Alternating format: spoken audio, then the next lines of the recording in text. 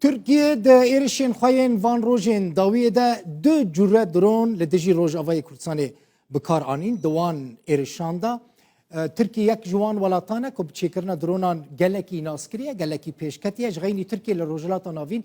ایران هیا اسرائیل هیا وانجی ده چیکرنا درونا دا گلکی پیشکتن به دست خواه آنینه ترکیه درونان هم دفروش در و هم جی بخواه بکارتینه وکه نمونه کل دجی روژ آوای کردستان بکار آنی دو جورین پیشکتین درونان لترکیه نه درون یعنی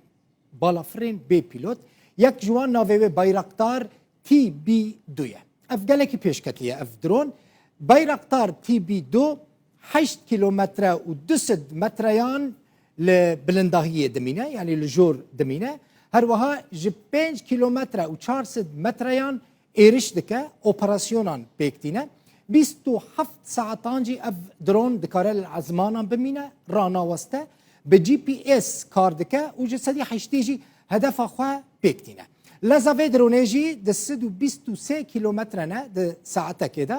گرانی اوه 700 کیلوه لی دکاره 105 کیلو تقمانیجی هلگره بخوره اف درونا تی بی 2 6 متر نیوان دریجه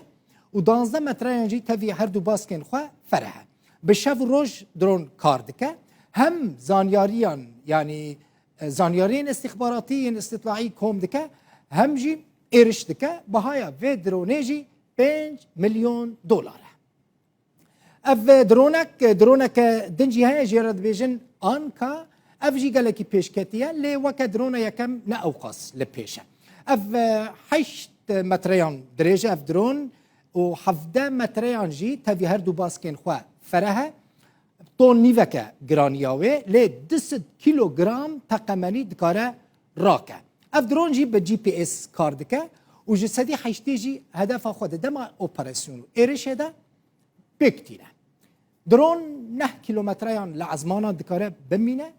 و لزاوه درونه جی 217 کیلومتر نه ده ساعته که ده حتی 32 ساعتان دکاره لعزمانا بمینه رانا وسته اف درون